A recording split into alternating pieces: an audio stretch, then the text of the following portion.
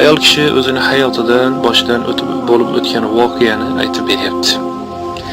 Aytibdiki, u ayol o'zini eri bilan juda ham chiroyli, baxtli hayot kechirishar edi va ularning ikkita maktabga boradigan yoshga yetgan bir farzandlari ham bor. Kulgilik bilan, xursandchilik bilan uydagi baxt saodat hayotini kechirayotgan bir paytida ularning hayoti xuddi bir teskari tarafga o'zgarib ketdi. Er doim g'azab qiladigan, farzandlar dars qilmaydigan, ibodatlarda sustlashgan, hamma bir-birini yomon ko'rib bo'lgan, birovning gapi birovga yoqmaydigan bo'lib, hamma odamlarning kayfiyati doim buzilib yuradigan bir holatga kirdi. Shunday darajaga bordiki, hattoki ayolni eri taloq qilishga ham oz qoldi. Ya'ni ularning hayoti juda ham o'zgarib ketdi. Shunda bu ayol o'zini hayotidan bir odamga nola qilgan bo'lganda, boyagi ayolga boshqa bir aqlli va ziyrak bo'lgan Alloh taolo u kishidan rozi bo'lsin, o'sha ayoldan Alloh uni jannatga kirgizsin deb duo qilib aytibdiki, sizga nima bo'ldi? Desa, mana shunday holatlar bo'lyapti. Agar bunday bo'layotgan bo'lsa, hali ham siz Baqara surasini o'qimadingizmi? Baqara surasini o'qing, hamma muammodan qutulasiz. Qanday qilib mu'min musulmon bo'la turib uyingizda muammo bo'ladigan bo'lsa, siz Baqara surasini o'qimaysiz. Bugundan boshlab Baqara surasini o'qing deb boyagi ayol nasihat qildi. Har kuni Baqara surasini o'qishlikni boshladim deydi boyagi uyda muammolar bo'layotgan ayol. Hatto erimga ham iltimos qildim. Kuyov farzandlarimning otasi, siz ham Baqara surasini o'qing. Bolalarimga ham tayyorladim Baqara surasini o'qinglar deb.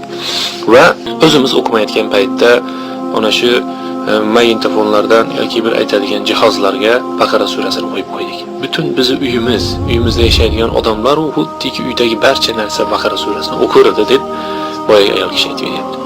Kundan kunga holatlar o'zgarib, uyimizga eski baxtimiz, saodatimiz, tinchligimiz, omonligimiz, xursandchiligimiz, bir-birimizni ko'rganimizdagi mehr oqibatimiz qaytib keldi.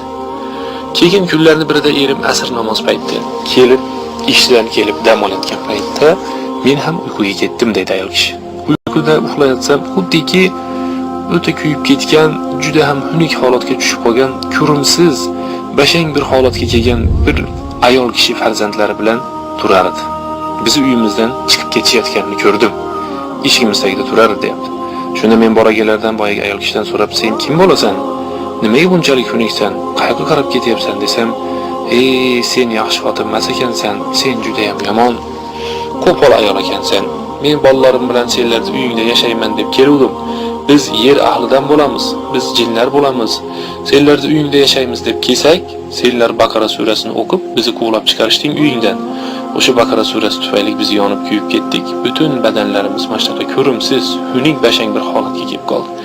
Endi biz boshqa yoqqa borib yashaymiz deb ketayotganda boyagi ayol kishi shundan o'ylanib ketadi.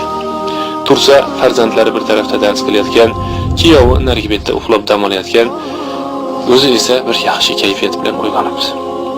Payg'ambarimiz sollallohu alayhi vasallam hadisda, bu yerda videoda yo'q ekan, men o'zim ozgina qo'shimcha qilib qo'yaman. Baqara surasi o'qilgan uyga 3 kun shayton yaqinlashmaydi dedi. Boshqa hadisda Payg'ambarimiz sollallohu alayhi vasallam al-Baqara la yastati'uha al-batala, Baqara surasiga sehrgarlarning kuchi yetmaydi dedi. Payg'ambarimiz sollallohu alayhi vasallam boshqa hadisda Iqra'uz Zahrawayn, sizlar ikkita gul, ya'ni katta suralarni o'qinglar. U Baqara surasi va Ali Imron surasi. Baqara surasi Qur'oni Karimdagi eng katta sura. Baqara surasida Oyatul Kursi oyatlari bor. Baqara surasi Qur'oni Karimda Fotiha surasidan keyin kelib, mana shu o'zimiz bilgan Alif Lam Mim zalikal kitabu la rayba fi hudal lil muttaqin deb boshlanadi. Baqara surasida amanar rasulu bima unzila ilayhi min robbihi val mu'minun oyagi oxiridagi eng kuchli va eng mashhur bo'lgan barcha ulamolar biladigan oyatlar joylashgan. Baqara surasi u sehrga qarshi va yana boshqa narsalarga qarshi o'qiladi. Umuman Qur'oni Karim mu'min musulmonlar uchun Alloh taolo Qur'oni Karimda aytganday, "Va nunazzilu minal Qur'ani ma huwa shifaa'un va rahmatun lil mu'minin." Biz Qur'oni Karimni mu'minlarga shifo va rahmat qilib tushirib qo'ydik dedi. Alloh subhanahu va taolo Qur'oni Karimni o'qiydigan, mana Baqara suralarini uylarida doim o'qib yuradigan insonlarning qatorida qilsin. Vallohu a'lam.